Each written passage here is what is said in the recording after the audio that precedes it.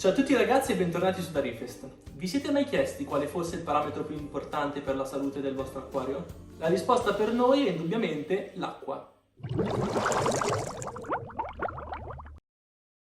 Il corpo umano è composto in media da circa il 65% di acqua, 66, 67, 68, così come la superficie terrestre è ricoperta dal 71% di acqua. Insomma, è un elemento fondamentale per la vita. Dunque non serve spiegare l'importanza e la qualità dell'acqua all'interno delle nostre vasche. Il concetto di qualità cambia in base allo scopo per la quale lo utilizziamo, ad esempio per un uso potabile o semplicemente per riempire le nostre vasche. I parametri che ci interessano sono quelli chimici, fisici e microbiologici. I famosi valori giusti, le sostanze organiche e inorganiche e la temperatura saranno risultati soggettivi che andremo a ricercare in base agli animali che andremo a allevare. Sono discorsi lunghi e articolati e preferiremo trattarli con calma e singolarmente nei prossimi episodi. Sicuramente hanno tutti una cosa in comune, un ottimo punto di partenza, l'acqua d'osmosi. Partire da zero per poi aggiungere ciò che ci serve è il miglior modo per avere l'acqua della qualità giusta per i nostri pesci e coralli. Per questo ci avvaliamo di impianti d'osmosi che servono a rendere l'acqua del nostro rubinetto pura. In base alla zona in cui viviamo, quest'ultima potrà essere disponibile nelle nostre case con valori e qualità diversi. Sicuramente, se potabile, dovrà essere priva di microrganismi. Per ottenere questo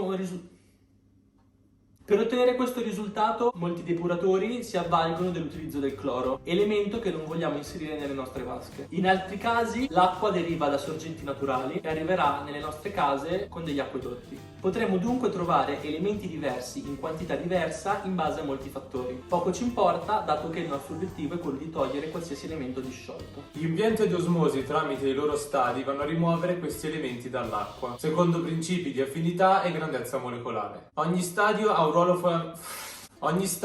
ruolo fondamentale che non può essere trascurato. Anzi, bisogna assicurarsi che non si riduca l'efficienza di nessuno. Per valutare tutti questi numeri che stiamo citando, utilizziamo il TDS come unità di riferimento. Attenzione però che riuscirà a rilevare solo le sostanze che vanno a influenzare la conducibilità elettrica. Quindi zucchero, ammoniaca o forme non ionizzate di silicio non andranno a influenzare la lettura. Il nostro primo obiettivo quindi sarà quello di munirci di un lettore TDS o più di questi per valutare la qualità dell'acqua in uscita dal nostro impianto, che dovrà avere un valore uguale a 0. Ho detto più di uno perché sarebbe utile misurare anche il TDS tra uno stadio e l'altro dell'impianto, o perlomeno tra membrana e resina per conoscere lo stato di usura. Se all'uscita il TDS sarà superiore a 0, sarebbe uno spreco andare a sostituire tutti gli stadi precedenti senza sapere esattamente quale sia quello consumato. Se servirà, faremo un video dedicato all'impianto d'osmosi.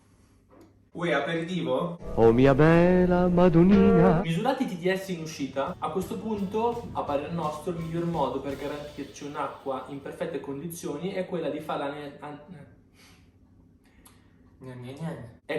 analizzare tramite test ICP, perlomeno una volta, giusto per capire se il nostro impianto è ideale per la nostra situazione. Come sempre vi ricordiamo di seguire le pagine Facebook, Instagram e YouTube di Arte e di Darifest. Ci vediamo venerdì prossimo con un nuovo episodio.